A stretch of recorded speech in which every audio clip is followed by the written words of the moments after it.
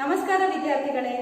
ಕರ್ನಾಟಕ ಸರ್ಕಾರ ಸಾರ್ವಜನಿಕ ಶಿಕ್ಷಣ ಇಲಾಖೆ ಸಮಗ್ರ ಶಿಕ್ಷಣ ಅಭಿಯಾನದ ವತಿಯಿಂದ ನಡೀತಾ ಇರುವಂತಹ ಅಗಸ್ತ್ಯ ಕೋರ್ ವಿಜ್ಞಾನ ಚಟುವಟಿಕಾ ಕೇಂದ್ರಗಳ ಮುಖಾಂತರ ನಾವು 10ನೇ ತರಗತಿಯ ವಿದ್ಯಾರ್ಥಿಗಳಿಗಾಗಿ ವಿಜ್ಞಾನ ಮತ್ತು ಗಣಿತದಲ್ಲಿ ಪುನರ್ಮನನ ತರಬೇತಿಗಳನ್ನ ನಾವು ಹಮ್ಮಿಕೊಳ್ತಾ ಇದ್ದೀವಿ. ಹೌದಲ್ವಾ? ಕಳೆದ ನೀವು ತರಗತಿಯಲ್ಲಿ ಏನ್ ಕಲಿತ್ರಿ ಅಂತ ಅಂದ್ರೆ ಪಾಸಿಂಗ್ ಪ್ಯಾಕೇಜ್ ಬಗ್ಗೆ ಕಲ್ತ್ಕೊಂಡ್ರಿ ಗಣಿತ ವಿಷಯದಲ್ಲಿ. ಇವತ್ತಿನ ಪುನರ್ಮನನ ತರಬೇತಿಯಲ್ಲಿ ಅದರ ಮುಂದುವರಿದ ಭಾಗವಾಗಿ ಶ್ರೀಯುತರಾದಂತಹ ಶ್ರೀ ಬುರ್ಲಿ ಸರ್ ಅವರು ಬಂಜಾರ ಹೈಸ್ಕೂಲ್ ಶಿಕ್ಷಕರು ನಿಮಗೋಸ್ಕರ 10ನೇ ತರಗತಿಯ ಗಣಿತ ವಿಷಯದಲ್ಲಿ ನಿಮಗೆ ಪಾಸಿಂಗ್ ಪ್ಯಾಕೇಜ್ ಮುಂದುವರಿದ ಭಾಗವನ್ನು ನಿಮಗೆ ಇವತ್ತು ತಿಳಿಸ್ಕೊಡ್ತಾರೆ. ಹಾಗಿದ್ರೆ ನಾವಿವಾಗ ಬುರ್ಲಿ ಸರ್ ಅವ್ರನ್ನ ವೆಲ್ಕಮ್ ಮಾಡ್ಕೋಣ. Welcome to the show sir. ನಮಸ್ತೆ ಮೇಡಮ್. ನಮಸ್ತೆ ಸರ್. ಮೊನ್ನೆ ದಿನ 4 ಅಂಕದ ಪ್ರಶ್ನೆ, 3 ಅಂಕದ ಪ್ರಶ್ನೆ, 2 ಅಂಕದ ಪ್ರಶ್ನೆ ಯಾವ ರೀತಿ ಇರ್ತಾವ ಅನ್ನೋದನ್ನ ನೋಡಿದ್ದೇವೆ. ಹಾಗೇನೆ 3 ಅಂಕದ ಪ್ರಶ್ನೆ ಯಾವ ರೀತಿ ಬಿಡಿಸ್ಬೇಕಂತೂ ನಾವು ಮಕ್ಕಳಿಗೆ ತೋರಿಸ್ಕೊಟ್ಟಿವಿ. ಇವತ್ತು ವಿಶೇಷವಾಗಿ 2 ಅಂಕದ ಪ್ರಶ್ನೆ ಯಾವ ರೀತಿ ಬರಬಹುದು, ಯಾವ ರೀತಿ ಕೇಳ್ತಾರೆ, ಅದನ್ನು ಸರಳವಾಗಿ ಯಾವ ರೀತಿ ಬರಿಬೇಕು ಅನ್ನೋದನ್ನ ಇವತ್ತಿನ ದಿವಸ ನಾನು ಹೇಳ್ಕೊಡ್ತಾ ಇದ್ದೇನೆ. ನೋಡಿದ್ರಲ್ಲ ವಿದ್ಯಾರ್ಥಿಗಳೇ, ಇವತ್ತಿನ ದಿವಸ ನೀವೇನ್ ಕಲಿತಾ ಇದೀರಿ ಹೇಳಿ? 2 ಅಂಕದ ಪ್ರಶ್ನೆನ ಯಾವ ರೀತಿಯಾಗಿ ಎಕ್ಸಾಮ್ ಅಲ್ಲಿ ಬಿಡಿಸ್ಬೇಕು ಅನ್ನೋದನ್ನ ನಮ್ಗೆ ಇವತ್ತು ಬುರ್ಲಿ ಸರ್ ಅವ್ರು ಹೇಳ್ಕೊಡ್ತಾರೆ. ಹಾಗಿದ್ರೆ ಎಲ್ಲರೂ ಸಹಿತ ದಯವಿಟ್ಟು ಈ ತರಗತಿಯನ್ನ ಕೇಳಿ ಎಲ್ಲರೂ ಸಹಿತ ಎಕ್ಸಾಮ್ ಅಲ್ಲಿ ಹೆಚ್ಚಿನ ಅಂಕವನ್ನ ತೆಗೆದುಕೊಂಡು ಗಣಿತದಲ್ಲಿ ಪಾಸ್ ಆಗಿ ಅಂತ ಹೇಳಿ ಕೇಳ್ಕೊತಾ ಇದ್ದೇನೆ. Welcome to the show sir. ನೀವು ನಿಮ್ಮ ತರಗತಿಯನ್ನ ಪ್ರಾರಂಭಿಸಬಹುದು ಸರ್.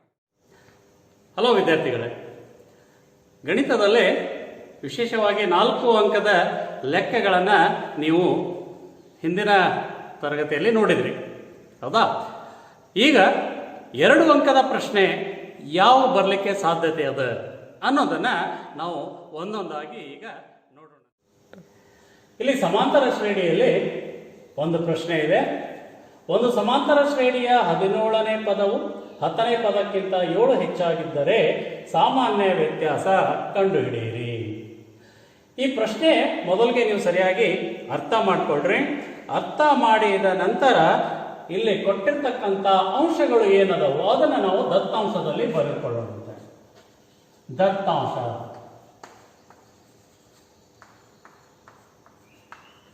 ಏನಿದೆ ನೋಡಿ ಮಕ್ಕಳೇ, ಇಲ್ಲಿ 17ನೇ ಪದವು 17ನೇ ಪದ ಅಂದ್ರೆ A17 is equal to 10ನೇ ಪದಕ್ಕಿಂತ 7 ಹೆಚ್ಚಾಗಿದ್ದರೆ ಅಂದ್ರೆ A10 plus 7 ಅಂತ ಆಯ್ತು.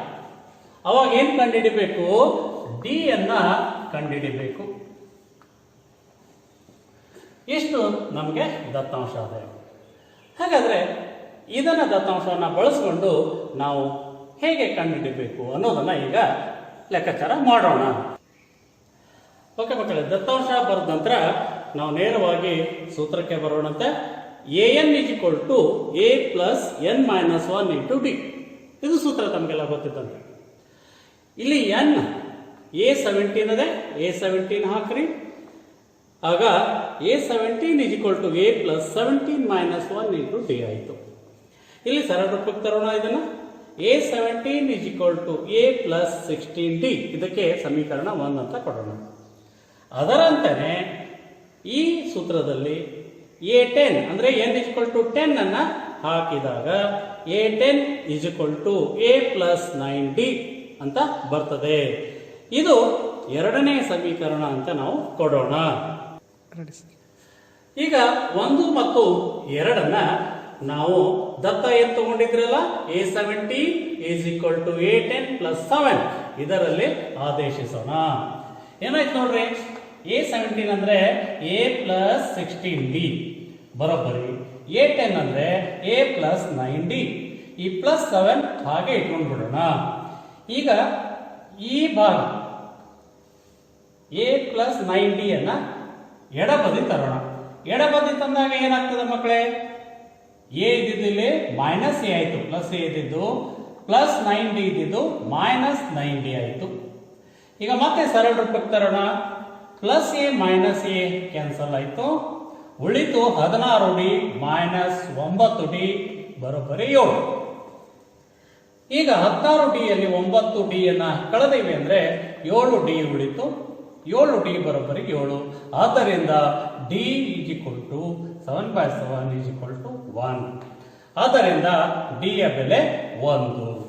ಹೀಗೆ ಮಕ್ಕಳೇ ಹಂತ ಹಂತವಾಗಿ ಲೆಕ್ಕಗಳನ್ನು ನೀವು ಬಿಡಿಸಿದ್ದೆ ಆದರೆ ಇಲ್ಲಿ ಅಂಕಗಳನ್ನು ಕಟ್ ಮಾಡಲಾರ್ದೆ ಪೂರ್ತಿಯಾಗಿ 2 ಅಂಕ ಇಲ್ಲಿ ನಿಮಗೆ ದೊರಕುತ್ತದೆ. ಒಂದು ಗಮನದಲ್ಲಿ ಇಟ್ಕೋಬೇಕು, ಇಲ್ಲಿ ಸೂತ್ರ ಕಡ್ಡಾಯವಾಗಿ ಬರಿಬೇಕು. ಈ ರೀತಿಯ ಹಲವಾರು ಲೆಕ್ಕಗಳನ್ನು ಮನೆಯಲ್ಲಿ ನೀವು ಬಿಡಿಸಿ ರೂಢಿಸಿಕೊಳ್ಳಿ. ಓಕೆ, ಈಗ 2ನೇ ಲೆಕ್ಕ ನೋಡೋಣ ಮಕ್ಕಳೇ. ರಾಮ್ಕಲಿಯು ವರ್ಷದ ಮೊದಲನೇ ವಾರದಲ್ಲಿ ರೂಪಾಯಿ 5 ಉಳಿಸಿದಳು ಮತ್ತು ಪ್ರತಿ ವಾರ ಅವಳ ಉಳಿತಾಯವನ್ನು ರೂ 1.75ಕ್ಕೆ ಹೆಚ್ಚಿಸಿದಳು. ಎನ್ನನೇ ವಾರದಲ್ಲಿ ಅವಳ ಉಳಿತಾಯ ರೂ 20.75 ಆದರೆ ಎನ್ ಅನ್ನು ಕಂಡುಹಿಡಿಯಿರಿ. ಮಕ್ಕಳ ಇಲ್ಲಿ ಲೆಕ್ಕವನ್ನು ಅರ್ಥ ಮಾಡ್ಕೋಬೇಕು. ಇಲ್ಲಿ ಎನ್ ಅಂದ್ರೆ ಅದು ಎಷ್ಟು ವಾರ ಅಂತ ಅರ್ಥ, ಹೌದಾ? ಹಾಗಾದ್ರೆ ಇಲ್ಲಿ ಎನ್ ಕೊಟ್ಟಿದ್ದಾರೆ, ಎನ್ ಕಂಡುಹಿಡಿಬೇಕು ಅಂತಂದ್ರೆ ನಾವು ಯಾವ ಸೂತ್ರ ಬಳಸಬೇಕು? ಇಲ್ಲಿ ಲೆಕ್ಕದಲ್ಲಿ ಕೊಟ್ಟಿರ್ತಕ್ಕಂಥದ್ದು ಅಂಶಗಳು ಏನೇನದವು ಅದನ್ನ ನೋಡಿಕೊಂಡು ದತ್ತಾಂಶವನ್ನ ಬರೆಯೋಣ. ಓಕೆ ಮಕ್ಕಳೇ, ದತ್ತಾಂಶ ನಾವು ಬರ್ಕೊಳ್ಳೋಣ. ಮೊದಲಿಗೆ ಎ = 5 ಅದೇ ಅಂದ್ರೆ 5 ರೂಪಾಯಿ ಮೊದಲಿಗೆ ಉಳಿಸ್ತಾಳೆ. ವ್ಯತ್ಯಾಸ ಉಳಿತಾಯವನ್ನ ₹1.75 ಹೆಸ್ತಾ ಹೋಗ್ತಾಳೆ, ಹೆಸರು ಮಾಡ್ತಾ ಹೋಗ್ತಾಳಕ್ಕೆ. ಆದ್ದರಿಂದ ಡಿ = 1.75 ಆಯಿತು. ಎನ್ = 20.75 ಆಯಿತು. ಇಲ್ಲಿ ಎನ್ ಅನ್ನ ಕಂಡುಹಿಡಿಯಿರಿ ಅಂದರೆ ಎನ್ = ಇಟ್ಟಿರಿ. ಓಕೆ, ಮೊದಲಿಗೆ ಸೂತ್ರ ಹಾಕೊಳ್ಳೋಣ ಅಂತ. N = a + n - 1 × d. N ಬೆಲೆ ಗೊತ್ತದೆ 20.75 ಹಾಕ್ರಿ. 20.75 = a ಅಂದ್ರೆ 5 + n - 1. ಇಲ್ಲಿ n ಹಾಗೆ ಇಡಬೇಕು, ಯಾಕಂದ್ರೆ n ಅನ್ನ ನಾವು ಕಂಡುಹಿಡಿಬೇಕಾಗಿದೆ. ಡಿ ಯ ಬೆಲೆ 1.75. ಈಗ ಸರಳ ರೂಪಕ್ಕೆ ತರೋಣ. ಈ +5 ಇದ್ದಿದ್ದು ಈ ಕಡೆ ತೆಗೆದುಕೊಂಡು ಬರೋಣ, -5 ಆಯಿತು. So 20.75 - 5 = 1.75 × n. ಈ 1.75 ನಿಂದ ಇವೆರಡಕ್ಕೂ ನಾವು ಗುಣಿಸಿದ್ದೇವೆ. -1 × 1.75 ಅಂದ್ರೆ 1.75 ಬಂತು. ಮತ್ತೆ ಸರಳ ರೂಪಕ್ಕೆ ತರೋಣಂತೆ. ಇದರಲ್ಲಿ 5 ಕಳೆದು ಬಿಡೋಣಂತೆ. 15.75 ಬಂತು = 1.75 n - 1.75. ಆದ್ದರಿಂದ 1.75 n = 15.75 + 1.75. ಈ 1.75 n ಈ ಕಡೆ ನಾವು ತಗೊಂಡಿವಿ. 1.75 n = ಇವೆರಡನ್ನು ಸೇರಿಸಿದ್ರೆ 17.50 ಬಂತು. ಈಗ ನಮಗೆ ಬೇಕಾಗಿರೋದು n. ಆದ್ದರಿಂದ ಈ 1.75 ಇದನ್ನು ಬರೋಬ್ಬರಿ ಚಿಹ್ನೆಯ ಬಲಬದಿ ತಂದೆವು ಅಂದ್ರೆ ಛೇದಕ್ಕೆ ಹೋಗ್ತದೆ. ಆದ್ದರಿಂದ n = 17.50 / 1.75 ಆಗಿರ್ತದೆ. ಈಗ ಇದನ್ನು ಭಾಗಾಕಾರ ಮಾಡಬೇಕಾಗಿರ್ತದೆ. ದಶಮಾಂಶದಲ್ಲಿ ಇರತಕ್ಕಂಥದ್ದು ಸರಳ ರೂಪಕ್ಕೆ ನಾವು ತಂದ್ಕೊಂಡಿವ ಅಂದ್ರೆ 10ರಿಂದ ಇದಕ್ಕೆ 100ರಿಂದ ಇದಕ್ಕೆ ಗುಣಿಸ್ತೀವಿ, 100ರಿಂದ ಛೇದಕ್ಕನ್ನು ಗುಣಿಸಿಬಿಡ್ತೀವಿ. ಅವಾಗ ದಶಮಾಂಶ ಬಿಂದು ಹೋಗ್ಬಿಡ್ತದೆ.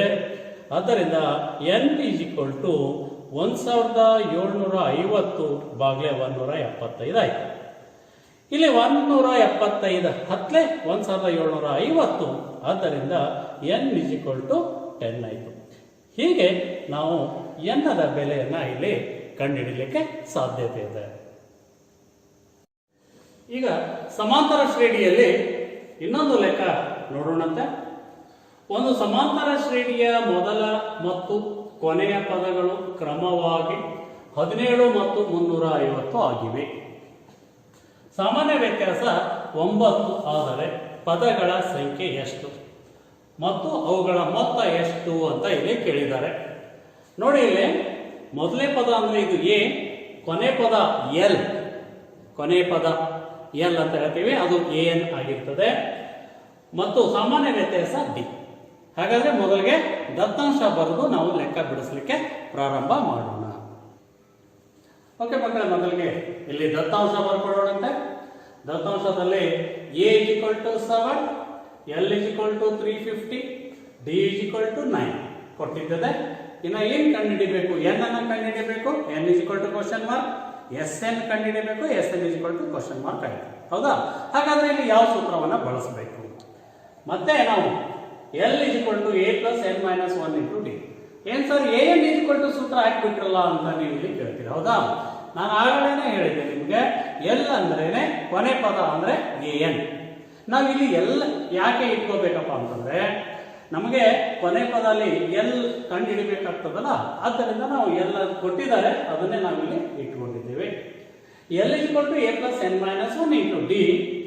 ಎಲ್ ಬೆಲೆ ಹಾಕ್ರಿ 350 = ಏನ್ ಬೆಲೆ 17 ಪ್ಲಸ್ ಎನ್ ಬೆಲೆ ಗೊತ್ತಿಲ್ಲ n - 1 × d ಬೆಲೆ ಗೊತ್ತದೆ 9d ಬೆಲೆ ಹಾಕ್ರಿ. ಈಗ ಸರಳ ರೂಪಕ್ಕೆ ತರೋಣ. ಈ 17 ಅನ್ನ ಎಡಬದಿ ತರೋಣ.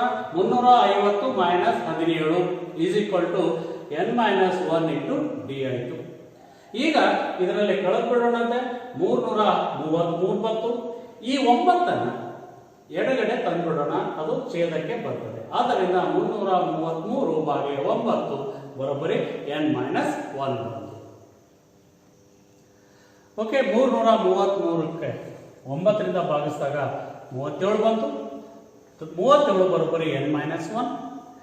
ನಮಗೆ n ಬೆಲೆ ಬೇಕಾಗಿದೆ, ಇದನ್ನು ಈ ಕಡೆ ತಂದೀವಿ, +1 ಆಗುತ್ತೆ. ಪೂರ್ತಿಯಾಗಿ n ಅನ್ನು ಈ ಕಡೆ ತಗೊಂಡ್ಬರ್ರಿ, 37 + 1 ಬಲಗಡೆ ತೆಗೆದುತ್ತೆ. ಆಗ n = 37 + 1 ಆಗುತ್ತೆ. ಆದ್ದರಿಂದ n = 38. ಸೊ ಇಲ್ಲಿ ನಾವು n ಬೆಲೆನ ಮೊದಲಿಗೆ ಕಂಡುಹಿಡಿತೀವಿ. ಈಗ Sn ಅಂದ್ರೆ S38 ಅನ್ನ ಕಂಡುಹಿಡಿಯೋಣ. ಓಕೆ ಮಕ್ಕಳು, n ಕಂಡುಹಿಡಿದ ನಂತರ ನಾವು ನೇರವಾಗಿ Sn ಗೆ ಹೋಗೋಣ. Sn = n/2 in the bracket a + m. ಮಕ್ಕಳೇ, ಆಗ ಹೇಳಿದೆ ನಾನು ಏನ್ ಹಾಕೋದು ಬೇಡ, ಎಲ್ ಹಾಗೆ ಇಡೋಣ ಅಂತೇಳಿ. ಯಾಕಂದ್ರೆ ನೋಡಿ ಇಲ್ಲಿ ಸೂತ್ರದಲ್ಲಿ ಎಲ್ ಅಂತ ಬಂತು, ಹೌದಾ? ಕೊನೆ ಪದವನ್ನ ಕೊಟ್ಟಾಗ ಆ ಶ್ರೇಣಿಯ ಮೊತ್ತ ಕಂಡುಹಿಡಿದು ಹೇಗೆ ಅಂತಂದ್ರೆ ಅವಾಗ ಈ ಸೂತ್ರವನ್ನ ನಾವು ಉಪಯೋಗಿಸ್ತೀವಿ. ಆದ್ದರಿಂದ S38 ಯಾಕೆ n38 ಅಂತ ಆಗಾಳನೆ ಕಂಡುಹಿಡಿದೆ ನಾವು, ಹೌದಾ?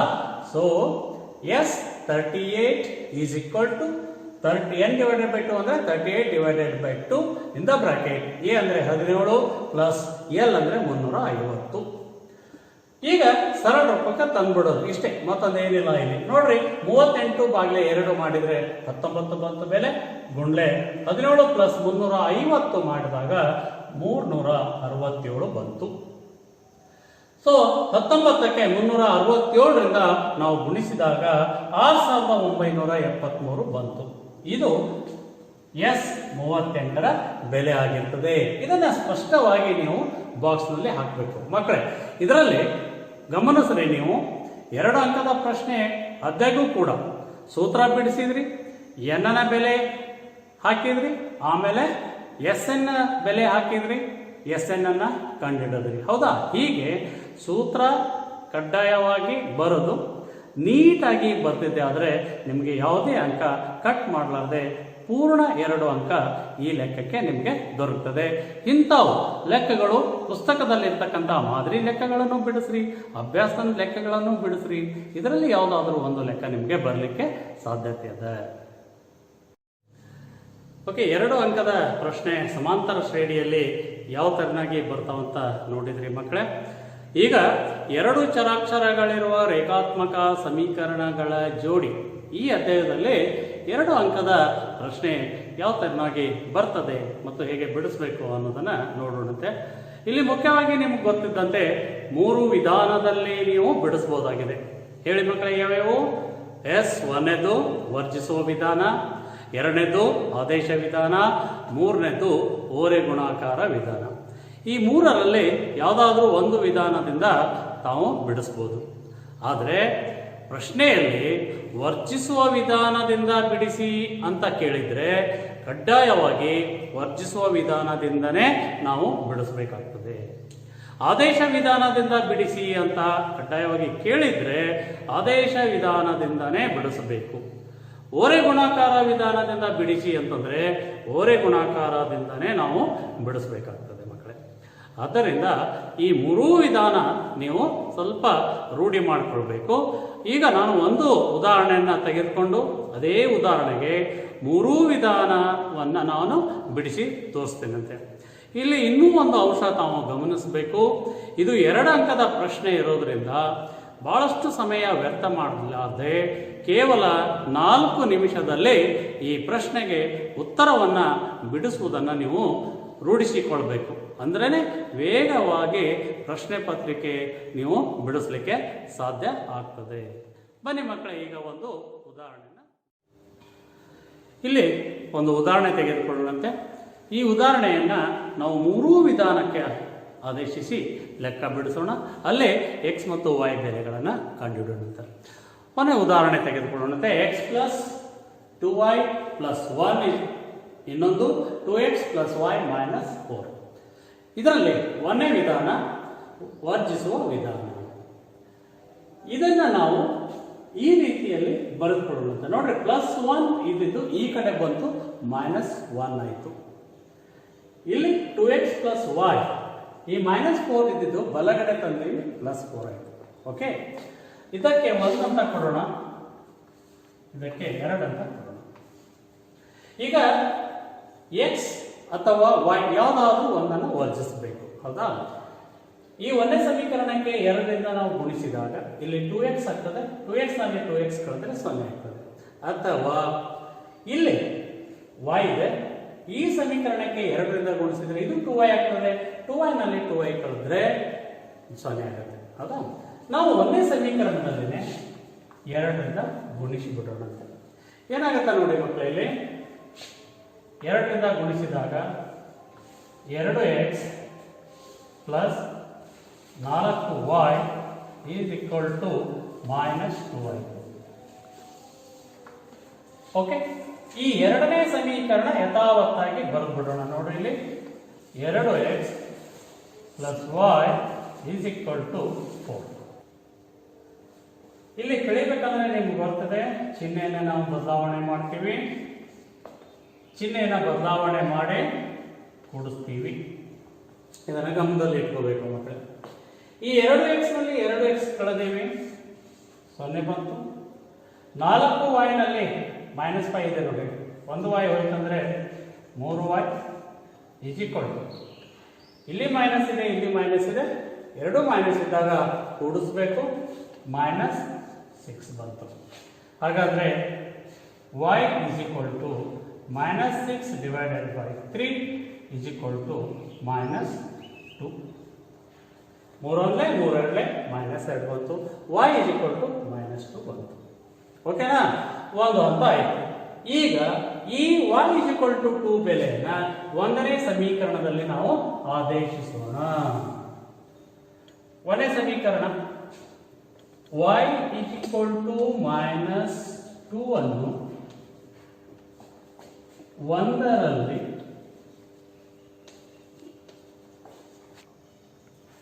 y is equal to minus 2 ಅನ್ನು ಏನು ಮಾಡಿದ್ದೀವಿ, 1ರಲ್ಲಿ ಆದೇಶ ಮಾಡಬೇಕು. ಅಂದರೆ 1ನೇ ಸಮೀಕರಣ ನೋಡ್ರಿ, ಇಲ್ಲಿ x ಪ್ಲಸ್ 2y ಇದೆ, y ಇದರಲ್ಲೇ ಮೈನಸ್ 2 ಅನ್ನ ಆದೇಶ ಮಾಡೋಣ, is equal to minus 1 ಇದೆ.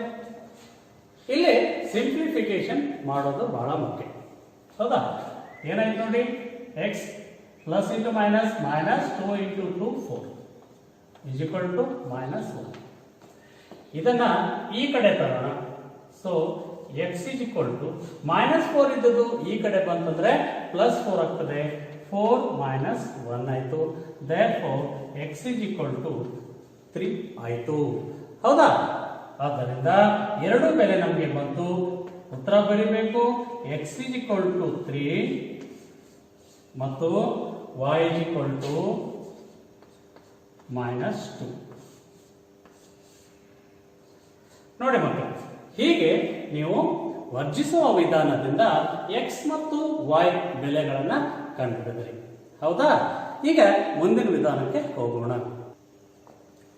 ಮಕ್ಕಳೇ, ಈಗ ಎರಡನೇ ವಿಧಾನ ಆದೇಶ ವಿಧಾನ. ಇದೇ ಉದಾಹರಣೆ ತೆಗೆದುಕೊಳ್ಳೋಣಂತೆ x plus 2y plus 1 is equal to 0. ಎರಡನೇದು x plus y minus 4 is equal to 0. ಇಲ್ಲಿ ಇದಕ್ಕೆ ಒಂದನೇ ಸಮೀಕರಣ ಅಂತ ಕೊಡೋಣಂತೆ. ಒಂದನೇ ಸಮೀಕರಣ ತೆಗೆದುಕೊಳ್ಳೋಣಂತ. ಸಮೀಕರಣ 1 x plus 2y plus 1 is equal to 0 ಇದೆ. ನಾವಿಲ್ಲಿ x ಬೆಲೆಯನ್ನು ಕಂಡುಹಿಡಿಯೋಣಂತೆ.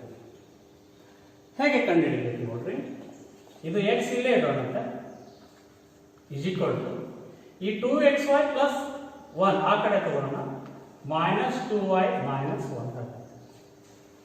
ಏನಾಯ್ತು ಮಕ್ಕಳೇ, ಇಲ್ಲಿ x is equal to minus 2y minus 1. ಈ ಬೆಲೆಯನ್ನು ನಾವು ತೆಗೆದುಕೊಂಡು ಎಲ್ಲಿ ಹಾಕಬೇಕು ಹೇಳಿ. ಓಕೆ, ಹಾಗಾದ್ರೆ ಇದನ್ನು ಎರಡರಲ್ಲಿ ಆದೇಶಿಸಿದಾಗ ಎರಡನೇ ಸಮೀಕರಣ ನೋಡ್ರಿ. 2 x ಬದಲಿ ಪೂರ್ತಿ ಇದನ್ನ ಹಾಕಿಬಿಡ್ಬೇಕು. x ಬದಲಿ ಇಲ್ಲಿ ನೋಡ್ರಿ, x ಬದಲಿ ಇದನ್ನ ಹಾಕಬೇಕು. ಏನಾಯ್ತು ನೋಡ್ರಿ, ಇನ್ the bracket minus 2y minus 1 plus y ಹಾಗೆ ಇಡ್ರಿ ಇಸ್ ಈಕ್ವಲ್ ಟು ಇದು 4 ಈ ಕಡೆ ತಗೊಳ್ಳೋಣ ಅಂತ ಪ್ಲಸ್ 4 ಆಯಿತು. ಓಕೆ, ಈಗ ಇದನ್ನು ಸರಳ ರೂಪಕ್ಕೆ ತರೋಣ ಅಂತ. Minus 2 into plus 2 into minus 2y is equal to minus 4y minus 2 into 1 2 ಬಂತು plus y is equal to 4. ಮತ್ತೆ ಸಿಂಪ್ಲಿಫಿಕೇಶನ್ ಮಾಡೋದಷ್ಟೇ. ಈಗ ನೋಡ್ರಿ, ಮೈನಸ್ 4y ಇಲ್ಲಿ ಪ್ಲಸ್ y ಇದೆ. ಇದರಲ್ಲಿ ಒಂದು ಕಳೆದು ಬಿಟ್ರಿ ಅಂತಂದ್ರೆ ಏನಾಯ್ತು, 3y ಆಯ್ತು. ಯಾವ 3y ಆಗುತ್ತೆ ಹೇಳ್ರಿ, ದೊಡ್ಡ ಸಂಖ್ಯೆ ಚಿಹ್ನೆ ಮೈನಸ್ ಇದೆ, ಮೈನಸ್ 3y ಆಯ್ತು. ಈ ಮೈನಸ್ ಏನಿದ್ದನ್ನ ಆ ಕಡೆ ತರೋಣ. ಸೊ ಇಸ್ ಈಕ್ವಲ್ ಟು 4 ಏನಾಗುತ್ತೆ, ಮೈನಸ್ 2 ಇದ್ದದ್ದು ಬಲಗಡೆ ಬಂದು ಪ್ಲಸ್ 2 ಆಯ್ತು. ಓಕೆನಾ. ಈಗ ನಮಗೆ ಬೇಕಾಗಿದ್ದು y ಬೆಲೆ, ಹೌದಾ. So y is equal to 4 2 ಕೂಡಿಸಿದ್ರೆ 6 ಡಿವೈಡೆಡ್ ಬೈ ಮೈನಸ್ 3. ಮಕ್ಕಳ ಗಮನದಲ್ಲಿ ಇಟ್ಕೊಂಡ್ರೆ ಇಲ್ಲಿ ಗುಣಾಕಾರ ಇರೋದ್ರಿಂದ ಈ ಮೈನಸ್ 3 ಹೇಗಿದೆ ಹಾಗೆ ಮೈನಸ್ 3 ಬರ್ತದೆ, ಪ್ಲಸ್ 3 ಇಡಬಾರ್ದು. ಇದನ್ನ ಗಮನದಲ್ಲಿ ಇಟ್ಕೊಳ್ಳಿ. ಈಗ 3 ಒಂದೇ 3 ಎರಡನೇ. So y is equal to ಇಲ್ಲಿ ಮೈನಸ್ ಇದೆ, ಮೈನಸ್ 2. ಮಕ್ಕಳ y is equal to minus 2 ಬಂತು. ಮೈನಸ್ 2 ಅನ್ನ ನಾವು ಒಂದರಲ್ಲಿ ಆದೇಶಿಸಬೇಕು. ಏನದು, ಒಂದೇ ಸಮೀಕರಣ ನೋಡ್ರಿ.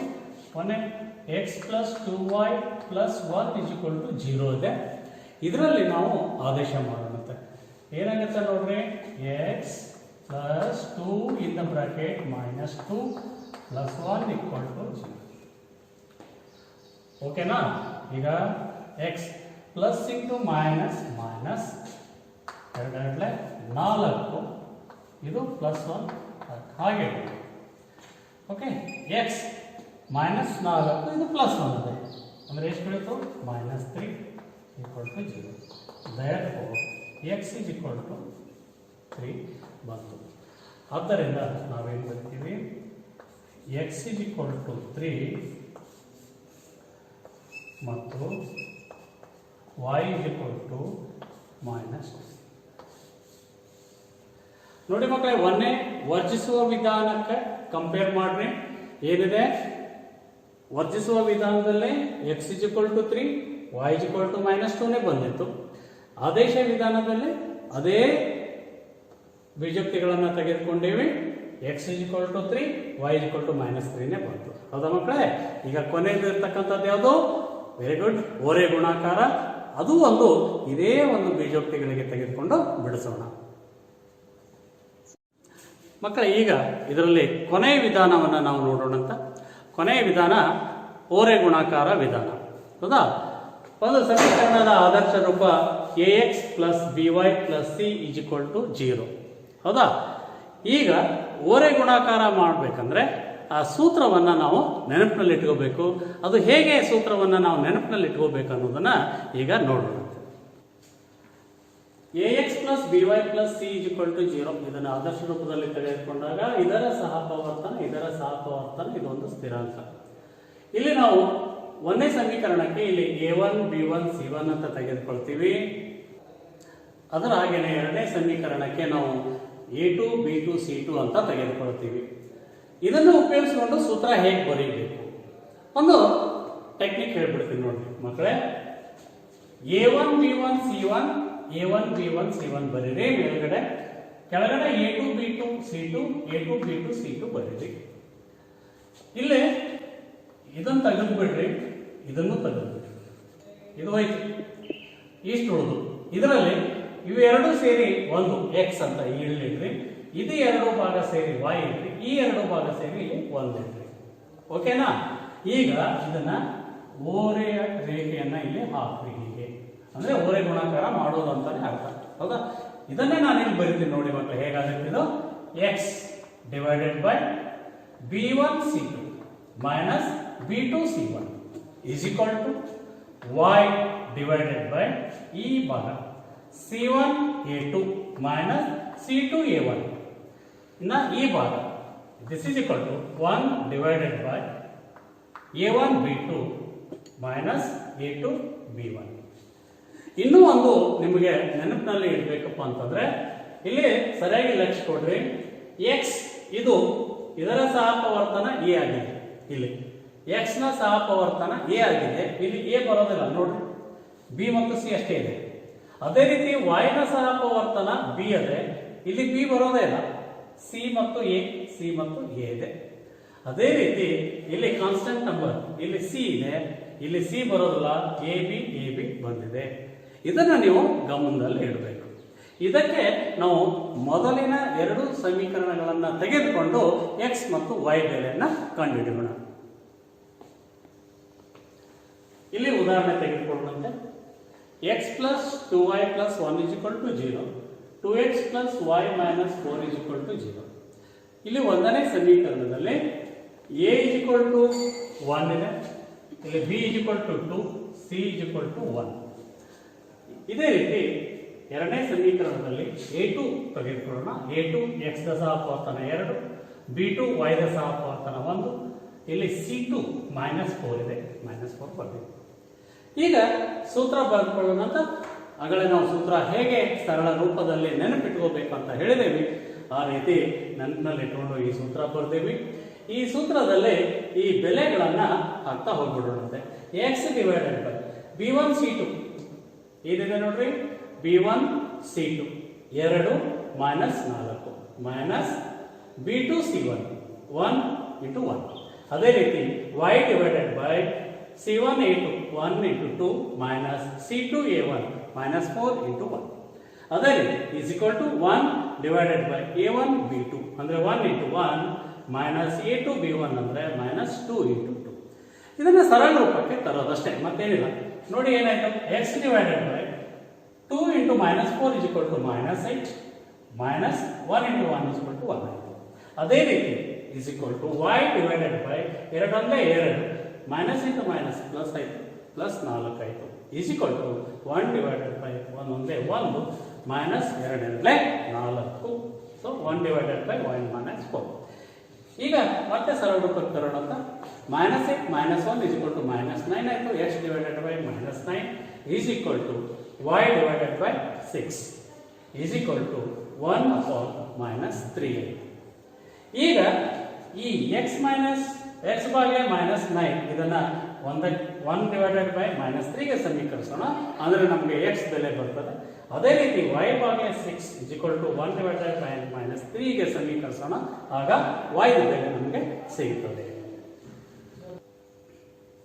ಓಕೆ, ಈಗ ಎಕ್ಸ್ ಬಾಗಿಲೆ ಮೈನಸ್ 9 ಈಸ್ ಈಕ್ವಲ್ ಟು 1 ಬಾಗಿಲೆ ಮೈನಸ್ 3 ಮತ್ತು y ಬಾಗಿಲೆ 6 ಈಸ್ ಈಕ್ವಲ್ ಟು 1 ಬಾಗಿಲೆ ಮೈನಸ್ 3 ಆಗಿರ್ತದೆ.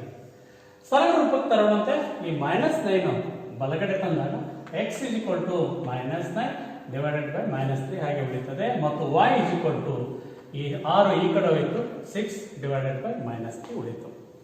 ಇಲ್ಲೇ ಇದನ್ನ ಭಾಗಿಸ್ಬಿಡೋಣಂತೆ 3 ಉಳಿತು, ಮೈನಸ್ ಮೈನಸ್ ಕ್ಯಾನ್ಸಲ್ ಆಯಿತು, ಪ್ಲಸ್ ಆಗುತ್ತೆ. ಇಲ್ಲಿ 6/3 ಅಂದರೆ 3 1 3 2 -2 ಇಲ್ಲಿ ಉಳಿತದೆ. therefore x is equal to 3, y is equal to -2. ಹೌದಾ? ಹೀಗೆ ನೀವು ಒಂದನೇ ವಿಧಾನದಲ್ಲಿ ನೋಡ್ರಿ x is equal to 3, y is equal to -2 ಬಂತು. ಎರಡನೇ ವಿಧಾನದಲ್ಲಿ ಇದೇ ಸಮೀಕರಣ ತೆಗೆದುಕೊಂಡೇವಿ, x is equal to 3, y is equal to -2 ಬಂತು. ಈ ವಿಧಾನದಲ್ಲಿನೂ ಓರೆ ಗುಣಾಕಾರ ವಿಧಾನದಲ್ಲಿನೂ ಕೂಡ ನಾವು ಆ ಸಮೀಕರಣಗಳನ್ನು ಬಿಡಿಸಿದಾಗ x is equal to 3, y is equal to -2 ಬಂತು. ಮತ್ತೆ ಇಲ್ಲಿ ಒಂದು ತಾವು ಗಮನದಲ್ಲಿ ಇಟ್ಕೋಬೇಕು, ಪರೀಕ್ಷೆಯಲ್ಲಿ ನಿಮಗೆ ಯಾವುದೇ ವಿಧಾನದಿಂದ ಬಿಡಿಸಿ ಅಂತ ಕೊಡ್ಲಾರ್ದೇನೆ ಕೇವಲ x ಮತ್ತು y ಬೆಲೆಗಳನ್ನು ಕಂಡುಹಿಡಿಯಿರಿ ಅಂತಂದ್ರೆ ನಿಮಗೆ ಯಾವುದು ಅನುಕೂಲ ಆಗ್ತದೋ ಆ ವಿಧಾನದಿಂದ ಬಿಡಿಸಿ. ಆದರೆ ಇಲ್ಲಿ ವರ್ಜಿಸುವ ವಿಧಾನದಿಂದನೇ ಬಿಡಿಸಬೇಕು ಅಂತ ಕಂಡೀಷನ್ ಹಾಕಿ ಹೇಳಿದರೆ ವರ್ಜಿಸುವ ವಿಧಾನನೇ ಬಿಡಿಸಬೇಕು. ಹೀಗೆ ಆ ಪ್ರಶ್ನೆಯನ್ನ ಅರ್ಥ ಮಾಡ್ಕೋಬೇಕು. ಯಾವ ವಿಧಾನದಲ್ಲಿ ನಿಮಗೆ ಬಿಡಿಸ್ರಿ ಅಂತ ಹೇಳ್ತಾರ ಅದೇ ವಿಧಾನದಿಂದ ನೀಟಾಗಿ ಬಿಡಿಸಿದ್ರೆ ಪೂರ್ತಿ ಅಂಕ ದೊರಕುತ್ತದೆ. ಮಕ್ಕಳೇ, ಮನೆಯಲ್ಲಿ ಈ ವಿಧಾನಗಳಿಗೆ ಸಂಬಂಧಿಸಿದಂತೆ ಪ್ರತಿಯೊಂದು ವಿಧಾನಕ್ಕೆ ಕನಿಷ್ಠ 5 ಲೆಕ್ಕಗಳನ್ನ ಅಂದ್ರೆ 3 ವಿಧಾನ ಅಂದ್ರೆ 15 ಲೆಕ್ಕಗಳನ್ನ ನೀವು ಬಿಡಿಸಿ ರೂಢಿಸಿಕೊಳ್ಬೇಕು. ಈಗ ನಿರ್ದೇಶಾಂಕ ರೇಖಾಗಣಿತದಲ್ಲಿ ಬರ್ತಕ್ಕಂಥ 2 ಅಂಕದ ಪ್ರಶ್ನೆಯನ್ನ ನೋಡೋಣಂತ. ಇಲ್ಲಿ 2,3 ಮತ್ತು 4,1 ಈ ಬಿಂದುಗಳ ನಡುವಿನ ದೂರವನ್ನು ಕಂಡುಹಿಡಿಯಿರಿ ಅಂತೇಳಿ ಪ್ರಶ್ನೆ ಇದೆ. ಇದನ್ನ ನಾವು ಹೇಗೆ ಬಿಡಿಸಬೇಕು ಅನ್ನೋದನ್ನ ನೋಡೋಣಂತೆ. ಓಕೆ, ಇಲ್ಲೇ ಇದನ್ನ ನಾವು ಎ ಅಂತ ತೆಗೆದುಕೊಳ್ಳೋಣ, 2 3. ಹಾಗೇನೆ ಇದನ್ನ ಒಂದು ಬಿಂದು ಬಿ ಅಂತ ತೆಗೆದುಕೊಳ್ಳೋಣಂತೆ, 4 1.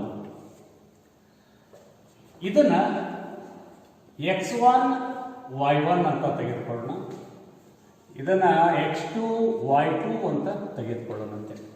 ಈಗಾಗಲೇ ನಿಮಗೆ ಗೊತ್ತಿದ್ದಂತೆ ಸೂತ್ರ D is equal to, ಹೇಳಿ ಮಕ್ಕಳೇ, ಸೂತ್ರ ಏನದೆ? Square root of x2 minus x1 whole square plus y2 minus y1 whole square. ಸರಿನಾ ಮಕ್ಕಳೇ? ಹಾಗಾದ್ರೆ ಈಗ ಇದನ್ನ ಬೆಲೆಯನ್ನ ಹಾಕಿ ಬಿಡಿಸಿಬಿಡೋಣಂತ. ನೋಡಿ, ಸ್ಕ್ವೇರ್ ರೂಟ್ ಹಾಗೆ ಇಡ್ರಿ. x2 4 ಇದೆ, 4 ಮೈನಸ್ x1 2 ಇದೆ, 2 ಹೋಲ್ ಸ್ಕ್ವೇರ್ ಪ್ಲಸ್ y2 1 ಇದೆ ಮೈನಸ್ y1 3 ಇದೆ, 1 ಮೈನಸ್ 3 ಹೋಲ್ ಸ್ಕ್ವೇರ್ ಆಯಿತು. This is equal to square root of 4ರಲ್ಲಿ 2 ಹೋದರೆ 2, 2ರ ವರ್ಗ ಪ್ಲಸ್ ಮೈನಸ್ 2ರ ವರ್ಗ. ನೋಡಿ ಏನಾಯ್ತು, 2ರ ವರ್ಗ 4, ಅದೇ ಮೈನಸ್ 2ರ ವರ್ಗ -2 ಇಂಟು -2 ಪ್ಲಸ್ 4 ಆಗುತ್ತೆ. Very nice, plus 4. So this is equal to square root of 8. ಈ ಸ್ಕ್ವೇರ್ ರೂಟ್ 8 ಅನ್ನ ಮತ್ತೆ ಸಂಕ್ಷಿಪ್ತ ರೂಪದಲ್ಲಿ ನಮಗೆ ಇಡ್ಲಿಕ್ಕೆ ಬರ್ತದೆ. ನೋಡಿ ಹೇಗಿಡ್ತೀವಿ, ಈ 8ಅನ್ನ 4 ಗುಂಡ್ಲೆ 2 ಅಂತೇಳಿ ಬರಿಬೋದು. ಇಲ್ಲಿ ವರ್ಗಮೂಲದಲ್ಲಿ ಇದು 4 ಇರೋದ್ರಿಂದ ವರ್ಗಮೂಲ 8ಅನ್ನ ನಾವು ಈ ರೀತಿ ಬರಿತೀವಿ. ವರ್ಗಮೂಲ 4 ನಮಗೆ ಬೆಲೆ ಗೊತ್ತಿದೆ 2, ಆದ್ದರಿಂದ 2√2 ಅಂತ ಹೇಳಿ ನಾವು ಇಡ್ಬೋದು. ಅದನ್ನೇ ನಾನು ಇಲ್ಲಿ ಬರೆದ್ಬಿಡ್ತೀನಿ. ಸೊ ಇದರ ದೂರ 2√. ನೋಡಿ, ಹೀಗೆ ಹಂತ ಹಂತವಾಗಿ ನಾವು ಸೂತ್ರವನ್ನ ಹಾಕಿ ಬರೆದು ಬಿಡಬೇಕು. D is equal to 2√2 ಮಾನಗಳು ಅಂತ ಹೇಳಿ ಆನ್ಸರ್ ಬರೀಬೇಕು. ಹೀಗೆ ಇಂಥವು ಹಲವಾರು ಲೆಕ್ಕಗಳನ್ನ ನೀವು ಬಿಡಿಸಿ ರೂಢಿಸಿಕೊಳ್ಬೇಕು. ಈಗ ಬಹುಪದೋಕ್ತಿಯಲ್ಲಿ ಯಾವ ರೀತಿ ಲೆಕ್ಕ ಬರ್ತದೆ 2 ಅಂಕದ್ದು ಅನ್ನೋದನ್ನ ಒಂದು ಉದಾಹರಣೆಯನ್ನು ನೋಡೋಣ. ಈಗ P of x is equal to 6x² minus 3 minus 7x. ಬಹುಪದೋಕ್ತಿಯ ಶೂನ್ಯತೆಗಳನ್ನು ಕಂಡುಹಿಡಿಯಿರಿ ಅಂತ ಹೇಳ್ತಾರೆ. ಓಕೆ, ಶೂನ್ಯತೆಗಳನ್ನು ನಾವೀಗ ಕಂಡುಹಿಡಿಯೋಣಂತೆ. ಮೊದಲಿಗೆ ಈ ಬಹುಪದೋಕ್ತಿಯನ್ನ ಆದರ್ಶ ರೂಪಕ್ಕೆ ಇಡಬೇಕು. ಅಂದ್ರೆ ಆ ಚರಾಕ್ಷರದ ಘಾತ ಸಂಖ್ಯೆಯ ಇಳಿಕೆ ಕ್ರಮದಲ್ಲಿ ನಾವು ಮೊದಲಿಗೆ ಬರ್ಕೊಳ್ಳೋದಂತೆ. P of x is equal to 6x square. X square ಆಗಿದ್ದು ಇಲ್ಲಿ ಯಾವ್ದು ಬರ್ಬೇಕು ಮಕ್ಕಳೇ? -7x. Very good. -7x -3. ಈಗ ಈ ಬಹುಪದೋಕ್ತಿಯನ್ನ ನಾವು ಬಿಡಿಸಬೇಕಾಗಿದೆ. ಇಲ್ಲಿ 3 ಪದಗಳದಾವು. 4 ಪದಗಳನ್ನಾಗಿ ನಾವು ಮಾಡಿಕೊಂಡು ಗುಂಪು ಮಾಡಲಿಕ್ಕೆ ಸಾಧ್ಯ ಇದೆ, ಹೌದಾ? ಆದ್ದರಿಂದ ನಾವೇನ್ ಮಾಡ್ತೀವಿ, ಮೊದಲನೇ ಪದ ಕೊನೆ ಪದ ಗುಣಿಸ್ತೀವಿ. ಇಲ್ಲಿ ಎಕ್ಸ್ ಸ್ಕ್ವೇರ್ ಇರೋದ್ರಿಂದ ಇದರ ಅಪವರ್ತನಗಳು ಎಕ್ಸ್ ಗುಂಡ್ಲೆ ಎಕ್ಸ್ ಬರ್ತದೆ, 2 ಅಪವರ್ತನಗಳು. ಓಕೆನಾ? ಹೀಗಾಗಿ ನಾವು ಅದನ್ನು ತೆಗೆದುಕೊಳ್ಳೋದಲ್ಲ, 6 ಮತ್ತು 3 ತೆಗೆದುಕೊಳ್ತೀವಿ. 6 ಗುಂಡ್ಲೆ 3 ಬರೋಬ್ಬರಿ 18. ಈ 18ರ ಅಪವರ್ತನಗಳನ್ನು ನಾವು ಮೊದಲಿಗೆ ತಗೋಬೇಕು. ಈ 2 ಅಪವರ್ತನಗಳು ಹೇಗಿರ್ಬೇಕಂದ್ರೆ ಮಧ್ಯ ಪದ -7 ಬರಬೇಕು. ಆ ರೀತಿಯಾಗಿ ನಾವು ಆ 18ನ್ನ ಅದರ ಅಪವರ್ತನಗಳನ್ನು ಇಲ್ಲಿ ನಾವು ತೆಗೆದುಕೊಳ್ಬೇಕು. ಹೇಳಿ, ಯಾವುದಾದ್ರು ಅಪವರ್ತನಗಳು 18 ಬರ್ತದೆ. 1 6 ಮೂರಲೆ 18 ಬಂತು. 6ರಲ್ಲಿ 3 ಕಳೆದ್ರೆ 3 ಬರ್ತದೆ, -7 ಬರೋದಿಲ್ಲ, ಅದನ್ನು ಬಿಟ್ಟು ಬಿಡ್ರಿ. ಮತ್ತೆ 18 ಒಂದ್ಲೆ 18 ಬರ್ತದೆ. 18ರಲ್ಲಿ 1 ಕಳೆದ್ರೆ 17 ಆಗುತ್ತೆ, ಮಧ್ಯ ಪದ 7 ಬರೋದಿಲ್ಲ. ಮತ್ತೆ 18ರ ಅಪವರ್ತನಗಳು 9 ಮತ್ತು 2. 9 2 18. ಓಕೆ, 9ರಲ್ಲಿ 2 ಕಳೆದ್ರೆ 7 ಬರ್ತದೆ, ಹೌದಾ? ಹಾಗಾದ್ರೆ ಆ 9 ಮತ್ತು 2ಅನ್ನ ಅಪವರ್ತನಗಳನ್ನಾಗಿ ನಾವು ತೆಗೆದುಕೊಳ್ಳೋಣ. ಇಲ್ಲಿ 9 ಮತ್ತು 2 ಯಾವ ಚಿಹ್ನೆ ಇರಬೇಕು ಅನ್ನೋದು ಬಹಳ ಮುಖ್ಯ ಆಗ್ತದೆ. ನಮ್ಗಿಲ್ಲಿ 6 ಗುಂಡ್ಲೆ -3 ಅಂದ್ರೆ -18 ಅದೇ, ಇಲ್ಲಿ -18 ಆಯ್ತು. ಹಾಗಾದ್ರೆ ಈ 2ರಲ್ಲಿ ಯಾವುದು ಚಿಹ್ನೆ ಮೈನಸ್ ಇರಬೇಕು ಅನ್ನೋದು ಬಹಳ ಮುಖ್ಯ. ಆದ್ದರಿಂದ ನಾವು ಮಧ್ಯಪದವನ್ನು ನೋಡೋಣ. ಮಧ್ಯಪದ ಏನದ ಹೇಳಿ ಇಲ್ಲಿ? ವೆರಿ ಗುಡ್, -7x ಇದೆ ಅಲ್ವಾ? ಹಾಗಾದ್ರೆ ದೊಡ್ಡ ಸಂಖ್ಯೆ ಚಿಹ್ನೆ ಇಲ್ಲಿ ಮೈನಸ್ ಇರಬೇಕು. 9ರಲ್ಲಿ 2 ಕಳೆದ್ರೆ 7, ಅಲ್ಲಿ ಚಿಹ್ನೆ ಯಾವ್ದು ಇಡ್ತೀವಿ? ದೊಡ್ಡ ಸಂಖ್ಯೆ ಚಿಹ್ನೆ ಯಾವ್ದು ಇರ್ತದೆ ಅದನ್ನೇ ನಾವು ಇಡಬೇಕಾಗ್ತದೆ. ಆದ್ದರಿಂದ ನಾವಿಲ್ಲಿ ಇದು -9 ಇದು +2 ಅಂತ ತೆಗೆದುಕೊಳ್ಬಹುದು. ಆದ್ದರಿಂದ ಈ -7x ಬದಲಿ ನಾವು ಏನ್ ಬರಿಬೇಕಾಯ್ತು? ಇಲ್ಲಿ x² -9x ಮತ್ತೆ +2x. ನೋಡಿ, ಈ -7x ಬದಲು ನಾವು ಇದನ್ನ ಬರ್ದೀವಿ. -7x ಅಲ್ಲಿ 2x ಕಳೆದು ಬಿಟ್ಟೇವಲ್ಲ, -7x ಆಯ್ತು. ಓಕೆ, ಈಗ -3 ಯಥಾ ಪ್ರಕಾರ ಬರೀರಿ, ಹೌದಾ? ಈಗ ಇಲ್ಲಿ ಇವೆರಡರ ಗುಂಪು ಇವೆರಡರ ಗುಂಪು ನಾವು ತೆಗೆದುಕೊಳ್ಬಹುದು. ನೋಡ್ರಿ, ಈ 2 ಗುಂಪು ಆಯ್ತು. ಇದರಲ್ಲಿ ಸಾಮಾನ್ಯ ಪದ 3ರ ಮಧ್ಯೆಯಲ್ಲಿ 6 ಮತ್ತು 9 ಇದೆ. 3ಅನ್ನ ಹೊರಗೆ ತೆಗೆಯೋಣಂತೆ. ಇಲ್ಲಿ x ಇರೋದ್ರಿಂದ x ಹೊರಗೆ ತೆಗೆಯೋಣಂತೆ.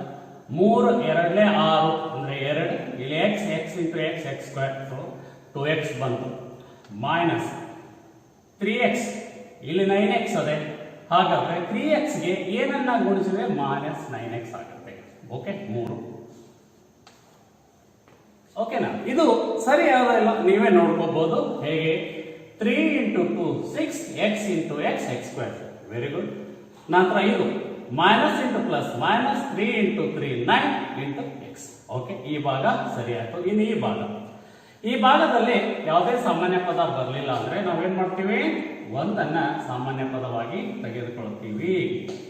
ಉಳಿತು 2x -3. ಈಗ ನೋಡ್ರಿ, ಇಲ್ಲಿ ಸಾಮಾನ್ಯ ಪದ 2x -3 2x -3 ಇದೆ.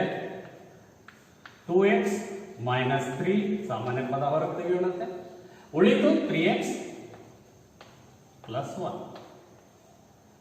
ಓಕೆ, ಈಗ ಇವೆರಡನ್ನು 0ಗೆ ನಾವು ಸಮೀಕರಿಸೋಣಂತೆ. ಹೇಗೆ 0ಗೆ ಸಮೀಕರಿಸಬೇಕಂದ್ರೆ 2x -3 = 0 ಅಥವಾ 3x +1 = 0. ಈಗ ಒಂದೊಂದಾಗಿ ಬಿಡಿಸೋಣಂತೆ. ಈ -3 ಈ ಕಡೆ ಬಂತು, +3 ಆಯ್ತು. therefore x = 3/2 ಆಯ್ತು. ಈಗ ಇದು ಅದೇ ರೀತಿ 3x = +1 ಆ ಕಡೆ ಬಂತು ಅಂದ್ರೆ -1 ಆಗ್ತದೆ. therefore x = -1/3. ಹೀಗಾಗಿ ಇಲ್ಲಿ ಈ ಒಂದು 6x² - 3 - 7x ಬಹುಪದೋಕ್ತಿಯ ಶೂನ್ಯತೆಗಳು 3/2 -1/3. ಹೀಗೆ ಈ ಲೆಕ್ಕಗಳನ್ನು ನೀವು ಬಿಡಿಸಬಹುದು.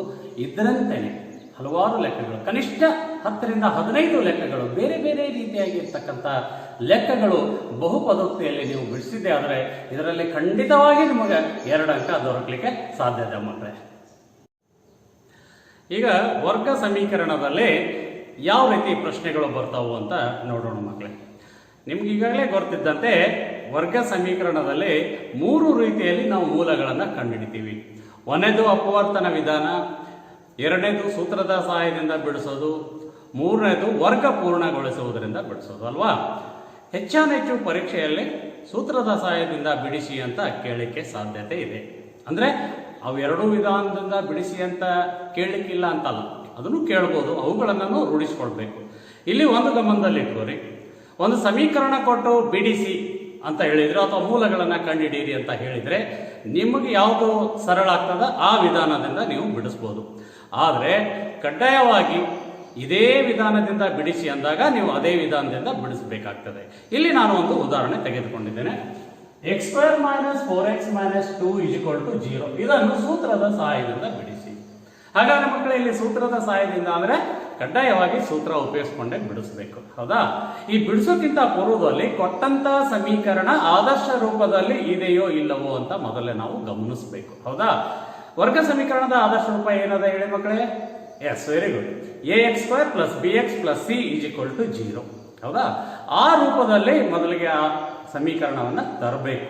ಇದನ್ನ ನೋಡ್ರಿ, ಆ ರೂಪದಲ್ಲಿ ಯಾವ್ದನ್ನೆಲ್ಲ ಪರೀಕ್ಷೆ ಮಾಡಿ. x² ಅದೇ ಇಲ್ಲಿ x ಅದೇ, ಇಲ್ಲಿ ಸ್ಥಿರಾಂಕ ಅದೇ. ಹಾಗಾದ್ರೆ ಆದರ್ಶ ರೂಪದಲ್ಲಿ ಇದೆ. ನೇರವಾಗಿ ನಾವು ಬಿಡಿಸ್ತಾ ಹೋಗೋಣ. ಹೇಗೆ ಬಿಡಿಸ್ಬೇಕು ನೋಡಿ. ಮೊದಲಿಗೆ a ಬೆಲೆ ನೋಡ್ರಿ ಏನದೆ, x² ನ ಸಹಪವರ್ತನ a ಬೆಲೆ 1 ಅದ. x ನ ಸಹಪವರ್ತನ ಕೇವಲ 4 ಅನ್ಬಾರ್ದಲ್ಲಿ -4 ಅಂತ ನಾವು ಹೇಳ್ತೀವಿ. ಸೊ b ಬೆಲೆ ಏನಾಯ್ತು? -4. c ಬೆಲೆ -2. c = -2. ಮೊದಲಿಗೆ ಇದನ್ನ ಬರ್ಕೋಬೇಕು. ನಂತರ ಸೂತ್ರ ಬರ್ಕೋಬೇಕು. ಸೂತ್ರ x = -b ± b² - 4ac / 2a. ಮಕ್ಕಳೇ, ಇಲ್ಲಿ ನಿಮಗೆ ಅರ್ಧ ಅಂಕ ಸಿಕ್ಕಿಬಿಡ್ತದೆ. ಹೀಗಾಗಿ ಸೂತ್ರ ಕಡ್ಡಾಯವಾಗಿ ಮನನ ಮಾಡ್ಕೋಬೇಕು.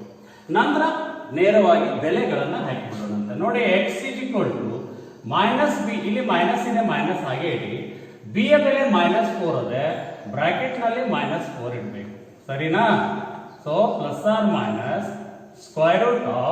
√b², b ಅಂದ್ರೆ -4 ಹೋಲ್ ಸ್ಕ್ವೇರ್ -4 ಇಂಟು a ಅಂದ್ರೆ 1 ಇದೆ ಇಂಟು c ಅಂದ್ರೆ -2.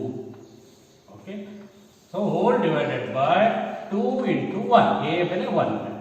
ಸೊ x = ಇದನ್ನ ಸಿಂಪ್ಲಿಫಿಕೇಶನ್ ಮಾಡೋಣ ಅಂತ ನೋಡ್ರಿ. ಏನಾಯ್ತು? -4 ಇಂಟು 4 ಏನಾಯ್ತು? Minus into minus plus, +4 ± √(-4 whole square, -4 into -4, 4 16, minus into minus plus ಆಯ್ತು, 4 2 8, 8 ಅಂದ್ರೆ 8. So divided by 2. So x = 4 ± √(16 8, 16 8 ಎಷ್ಟಾಯ್ತು ಮಕ್ಕಳೇ? 24 ಡಿವೈಡೆಡ್ ಬೈ 2. ನೋಡಿ, ಇಲ್ಲಿ ನೇರವಾಗಿ ಇಲ್ಲಿ ಕ್ಯಾನ್ಸಲ್ ಮಾಡ್ಲಿಕ್ಕೆ ಬರೋದಿಲ್ಲ, ಹೌದಾ. ಹೀಗಾಗಿ ಇದನ್ನ ನಾವು ಸರಳ ರೂಪಕ್ಕೆ ತರಬೇಕು. ಸರಳ ರೂಪಕ್ಕೆ ತಂದ ನಂತರ ನಾವು ಇಲ್ಲಿ ಕಡ್ತ ಹೊಡಿಲಿಕ್ಕೆ ಸಾಧ್ಯತೆ. ಈಗ ನೋಡ್ರಿ, x = 4 ± ಇಲ್ಲಿ √24 ಅದೇ. ಈ 24 ನಾವು ಬಿಡಿಸ್ಬೋದು. ಹೇಗೆ ಬಿಡಿಸೋಣ ಅಂತಂದ್ರೆ, ಒಂದು ಇದರಲ್ಲಿ ಪೂರ್ಣ ವರ್ಗ ಸಂಖ್ಯೆ ಇರುವ ಹಾಗೆ ನೋಡ್ಕೊಳ್ಳೋಣ ಅಂತ. ನೋಡ್ರಿ, 4 ಇಂಟು 6, 4 ಆರಲೆ 24, 4ರ ವರ್ಗಮೂಲ 2 ಬರ್ತದೆ. ಹಾಗಾದ್ರೆ ಇದನ್ನು ನಾವು ಏನು ಮಾಡ್ಕೊಳ್ಳೋಣ ಅಂತ 4 ಇಂಟು 6 ಮಾಡ್ಕೊಳ್ಳೋಣ ವರ್ಗಮೂಲ. ಓಕೆ, ಡಿವೈಡೆಡ್ ಬೈ 2 ಹಾಗೆ ಇರೋಣ. So this is equal to ಏನಾಯ್ತು ನೋಡ್ರಿ, ಈಗ 4 plus R minus square root, ಇಲ್ಲಿ ನೇರವಾಗಿ ತಗೊಂಡ್ಬಿಡೋಣ. 4ರ ವರ್ಗಮೂಲ 2 ಇಲ್ಲಿ ತಗೊಂಡ್ಬಿಡೋಣ ಅಂತ, 4 ಹೊರಗಡೆ ಬಂತು, ಉಳಿತು √6 divided by. So x is equal to, ಇಲ್ಲಿ ಸಾಮಾನ್ಯ ಪದ ಹೊರಗಡೆ ತೆಗೆದುಕೊಳ್ಳೋಣಂತೆ. 2 in the bracket 2 plus R minus 2 ಇಲ್ಲಿ ಬಂದ್ಬಿಟ್ಟಿದೆ, ಇಲ್ಲಿ ತಗೊಳ್ಳೋದು ಅವಶ್ಯಕತೆ ಇಲ್ಲ ಅದನ್ನು, ಹೌದಾ? ಆದ್ದರಿಂದ ಏನು ಉಳಿತಿಲ್ಲ, ಹಾಗಾದ್ರೆ ನೇರವಾಗಿ √6 ಬರೆದ್ಬಿಡೋಣಂತೆ ಡಿವೈಡೆಡ್ ಬೈ 2. ನೋಡಿ, ಈಗ ನೀವು ಈ ಎರಡು ಕಟ್ಟ ಹೊಡಿಲಿಕ್ಕೆ ಸಾಧ್ಯತೆ ಇದೆ, ನೇರವಾಗಿ ಏನು ಹೊಡಿಲಿಕ್ಕೆ ಬರೋದಿಲ್ಲ.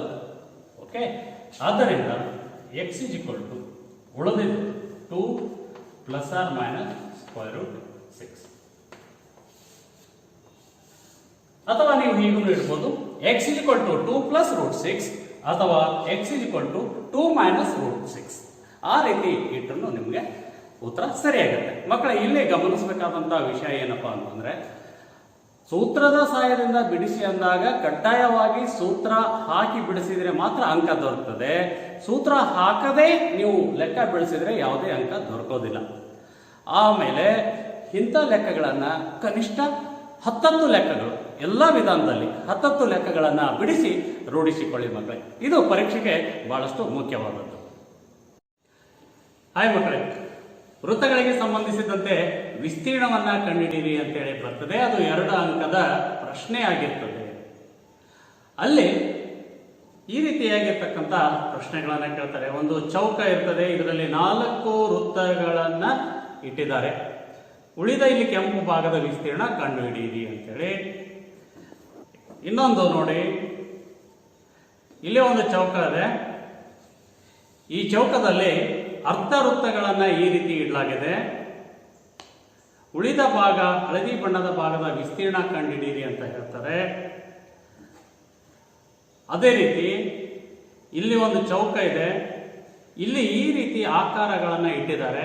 ಇವುಗಳನ್ನ ಹೊರತುಪಡಿಸಿ ಹಳದಿ ಬಣ್ಣದ ವಿಸ್ತೀರ್ಣವನ್ನ ಕಂಡುಹಿಡಿಯಿರಿ. ಇಲ್ಲಿ ಒಂದು ಚೌಕ ಇದೆ, ಇದರಲ್ಲಿ ಈ ಆಕಾರದ ಒಂದು ವೃತ್ತ, ಇಲ್ಲಿ ಒಂದು ತ್ರಿಭುಜ ಮಾಡಿದ್ದಾರೆ. ಇದನ್ನು ಹೊರತುಪಡಿಸಿ ಉಳಿದಂತೆ ವಿಸ್ತೀರ್ಣವನ್ನ ಕಂಡುಹಿಡಿಯಿರಿ ಅಂತ ಹೇಳ್ಬೋದು. ಇಲ್ಲಿ ಈ ಹಸಿರು ಭಾಗವನ್ನ ಬಿಟ್ಟು ಈ ಕಪ್ಪು ಭಾಗದ ವಿಸ್ತೀರ್ಣ ಕಂಡುಹಿಡಿಯಿರಿ ಅಂತ ಪ್ರಶ್ನೆ ಕೇಳ್ಬೋದು. ಇಲ್ಲಿ ಇದರ ವಿಸ್ತೀರ್ಣ ಕೇಳಲಿಕ್ಕೆ ಸಾಧ್ಯತೆ ಇದೆ. ಹೀಗೆ ಹಲವಾರು ಲೆಕ್ಕಗಳು ಇದರಲ್ಲಿ ಬರಲಿಕ್ಕೆ ಸಾಧ್ಯತೆ ಇದೆ. ಹಾಗಾದ್ರೆ ಇವುಗಳನ್ನು ಹೇಗೆ ಬಿಡಿಸಬೇಕು ಅಂತೇಳಿ ನಾವು ಮುಂದಿನ ಹಂತದಲ್ಲಿ ಇದರ ಪ್ರಶ್ನೆಯನ್ನ ನಾನು ಬಿಡಿಸಿ ತೋರಿಸ್ತೇನೆ. ಆತ್ಮೀಯ ವಿದ್ಯಾರ್ಥಿಗಳೇ, ಹಿಂದಿನ ಒಂದು ಪಾಠದಲ್ಲಿ 3 ಅಂಕದ ಪ್ರಶ್ನೆಗಳು ಯಾವ ತೆರನಾಗಿರ್ತದೆ ಮತ್ತು ಅವುಗಳನ್ನು ಯಾವ ರೀತಿ ಬಿಡಿಸಬೇಕು ಅಂತ ನೋಡಿದ್ದೇವಲ್ಲ. ಈಗ 2 ಅಂಕದ ಪ್ರಶ್ನೆ ಯಾವ ರೀತಿ ಬರ್ತದೆ, ಅದನ್ನ ಹೇಗೆ ಬಿಡಿಸಬೇಕು ಅನ್ನೋದನ್ನ ನೋಡೋಣ. ಈ ಲೆಕ್ಕಗಳನ್ನ ಹೇಗೆ ಬಿಡಿಸಬೇಕು ಮತ್ತು ಅವುಗಳನ್ನ ಹೇಗೆ ನೆನಪಿಟ್ಕೋಬೇಕು ಅಂತಂದ್ರೆ, ಪದೇ ಲೆಕ್ಕಗಳನ್ನ ಬೇರೆ ಲೆಕ್ಕಗಳನ್ನ ಬಿಡಿಸೋದ್ರಿಂದ ಅವು ನಿಮ್ಮ ಮೆದುಳಿನಲ್ಲಿ ಇರಲಿಕ್ಕೆ ಸಾಧ್ಯತೆ ಆಗ್ತದೆ. ವೃಂದಜಿಯವರು ಒಂದ್ ಕಡೆ ಹೇಳ್ತಾರೆ ತಮ್ಮ ದೋಹೆಯಲ್ಲಿ, ಕರತ ಅಭ್ಯಾಸತೆ ಜಡಮತಿ ಹೋತ ಸುಜಾನ್ ರಸರಿ ಯಾವತ ಜಾತತೆ ಸಿಲಪರ ಪಡತ ನಿಸ ಅಂತೇಳಿ ಚೆನ್ನಾಗಿ ಹೇಳಿದ್ದಾರೆ ನೋಡಿ ಮಕ್ಕಳೇ. ಇದನ್ನ ಅಂದ್ರೆ जैसे कि कुएं में से पानी निकालते समय कठिन पत्थर पर मुलायम रस्सी भी अपनी निशान छोड़ देता है, वैसे ही अभ्यास करते करते मंद बुद्धि वाला भी ज्ञानी हो सकता है. ನೋಡಿ ಎಷ್ಟು ಚೆನ್ನಾಗಿದೆ ಅಂದ್ರೆ, ಅಭ್ಯಾಸ ಮಾಡ್ತಾನೆ ನಮಗೆ ಬರಲಿಕ್ಕೆ ಸಾಧ್ಯತೆ ಇದೆ. ಹೀಗಾಗಿ ಆ ಲೆಕ್ಕಗಳನ್ನ ಪದೇ ಬಿಡಿಸೋದ್ರಿಂದ ನಾವು ಕಲ್ತ್ಕೊಳ್ಳಿ. ಬನ್ನಿ ಮಕ್ಕಳು, ಈಗ 2 ಅಂಕದ ಒಂದು ಪ್ರಶ್ನೆ ನೋಡೋಣಂತ. ಆಕೃತಿಯಲ್ಲಿ ತೋರಿಸಿರುವಂತೆ ವರ್ಗದ ಬಾಹು 14 ಸೆಂಟಿಮೀಟರ್ ಇದೆ. ಇಲ್ಲಿ ವರ್ಗ ಕೊಟ್ಟರೆ ABCD ಒಂದು ವರ್ಗ, ಇದರ ಒಂದು ಬಾಹುವಿನ ಅಳತೆ 14 ಸೆಂಟಿಮೀಟರ್ ಇದೆ. 4 ವೃತ್ತಗಳದವು. ಈ ವೃತ್ತಗಳನ್ನು ಹೊರತುಪಡಿಸಿ ಉಳಿದ ಭಾಗದ ವಿಸ್ತೀರ್ಣವನ್ನ ಕಂಡುಹಿಡಿಯಿರಿ ಅಂತ ಹೇಳ್ತಾರೆ ಪ್ರಶ್ನೆ. ಮಕ್ಕಳ, ಪ್ರಶ್ನೆಯನ್ನ ಇಲ್ಲಿ ಸರಿಯಾಗಿ ನಾವು ಅರ್ಥ ಮಾಡ್ಕೋಬೇಕು. ಏನನ್ನ ಕೊಟ್ಟಿದ್ದಾರೆ, ಏನನ್ನ ಕಂಡುಹಿಡಿಬೇಕಂತೇಳಿ. ಹೌದಾ? ಅದೇ ಆಕೃತಿಯನ್ನು ನಾನು ಇಲ್ಲಿ ತೆಗೆದುಕೊಂಡಿದ್ದೇನೆ ನೋಡ್ರಿ. ಇದು ಒಂದು ಚೌಕ ಇದೆ. ಚೌಕದ ಬಾಹು 14 ಸೆಂಟಿಮೀಟರ್ ಇದೆ. ಇಲ್ಲಿ 4 ಸರ್ವಸಮ ವೃತ್ತಗಳದವು. ಈ ವೃತ್ತಗಳು ಒಂದಕ್ಕೊಂದು ಬಾಹ್ಯವಾಗಿ ಸ್ಪರ್ಶಿಸಿವೆ. ಅಂದ್ರೆ ಇದರ ವ್ಯಾಸ ಕೂಡಿಸಿದ್ರೆ ಈ ಬಾಹುವಿನ ಉದ್ದಕ್ಕೆ ಅದು ಸಮ ಆಗ್ತದೆ. ಈ ಬಾಹುವಿನ ಉದ್ದ 14 ಸೆಂಟಿಮೀಟರ್ ಇದೆ. ಈ ವೃತ್ತದ ವ್ಯಾಸ ಸೇರಿದ್ರೆ ಈ ಬಾಹುವಿಗೆ ಸಮ ಆಗ್ತದೆ. ಆದ್ದರಿಂದ ಈ ಎರಡೂ ವೃತ್ತದ ವ್ಯಾಸ 14 ಸೆಂಟಿಮೀಟರ್ ಆಯಿತು. ಹಾಗಾದ್ರೆ ಒಂದು ವೃತ್ತದ ವ್ಯಾಸ 7 ಸೆಂಟಿಮೀಟರ್, ಈ ವೃತ್ತದ ವ್ಯಾಸ 7 ಸೆಂಟಿಮೀಟರ್ ಆಯಿತು. ಹಾಗಾದ್ರೆ ಇದರ ತ್ರಿಜ್ಯ 7/2 ಆಯಿತು. ಇದನ್ನೇ ನಾವು ಲೆಕ್ಕಾಚಾರದಲ್ಲಿ ಬಿಡಿಸಬೇಕಾಗ್ತದೆ. ಈ ಕೆಂಪು ಇರ್ತಕ್ಕಂಥ ಭಾಗ, ಇದರ ವಿಸ್ತೀರ್ಣವನ್ನು ನಾವು ಕಂಡುಹಿಡಿಬೇಕಾಗ್ತದೆ. ಅಂದರೆ ಒಂದು ಅರ್ಥ ಮಾಡಿಕೊಡ್ರಿ ಮಕ್ಕಳೇ, ಈ ಚೌಕದಲ್ಲಿ ಇದರ ವಿಸ್ತೀರ್ಣ ಕಂಡುಹಿಡಿದು 4 ವೃತ್ತದ ವಿಸ್ತೀರ್ಣ ಕಂಡುಹಿಡಿದು ಚೌಕದ ವಿಸ್ತೀರ್ಣದಲ್ಲಿ ಕಳೆದ್ಬಿಟ್ರೆ ನಮಗೆ ಉಳಿದ ಭಾಗದ ವಿಸ್ತೀರ್ಣ ದೊರಕುತ್ತದೆ ಅಲ್ವಾ ಮಕ್ಕಳೇ? ಓಕೆ, ಇದನ್ನ ಲೆಕ್ಕ ಈಗ ನಾವು ಇಲ್ಲಿ ಕೊಟ್ಟಂತ ಲೆಕ್ಕವನ್ನ ನಾವು ನೋಡಿಕೊಂಡು ಮೊದಲಿಗೆ ದತ್ತಾಂಶ ಬರ್ಕೊಳ್ಳೋಣಂತ. ದತ್ತಾಂಶ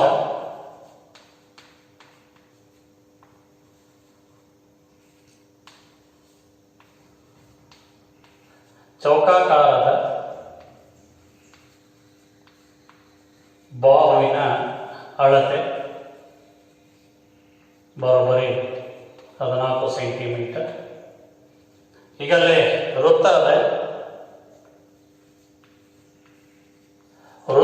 ವ್ಯಾಸ ಬರೋಬ್ಬರಿ 7 ಸೆಂಟಿಮೀಟರ್. ಆದ್ದರಿಂದ ತ್ರಿಜ್ಯ ಬರೋಬ್ಬರಿ 7/2 ಸೆಂಟಿಮೀಟರ್. ಈಗ ಚೌಕದ ವಿಸ್ತೀರ್ಣವನ್ನು ನಾವು ಮೊದಲಿಗೆ ಕಂಡುಹಿಡಿಯೋಣಂತೆ. ಚೌಕದ ವಿಸ್ತೀರ್ಣ ಬರೋಬ್ಬರಿ ಬಾಹು ಗುಂಡ್ಲೆ ಬಾಹು ಬರೋಬ್ಬರಿ 14 ಗುಂಡ್ಲೆ 14 ಬರೋಬ್ಬರಿ 196 ಸ್ಕ್ವೇರ್ ಸೆಂಟಿಮೀಟರ್. ಚೌಕದ ವಿಸ್ತೀರ್ಣ ಕಂಡುಹಿಡಿದ್ರಿ. ಈಗ 4 ವೃತ್ತದ ವಿಸ್ತೀರ್ಣವನ್ನ ಕಂಡುಹಿಡಿಯೋಣಂತೆ. ಈಗ ವೃತ್ತದ ವಿಸ್ತೀರ್ಣ